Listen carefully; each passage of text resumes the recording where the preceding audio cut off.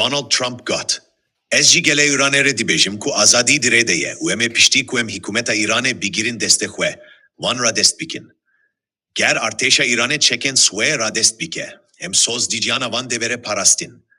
Devletin yekbuyi en Amerika'yı değerişeke direjli ser İran'e bike. U hemu çeken ve jiholerake.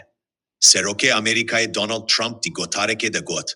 Hezen Amerika'yı operasyoneke leşkeri ya mezinli diji İran'e dest bekirine. Armansa me parastina jele Amerikiye. Çilu heft salan wan mirinji Amerika'yı gotin.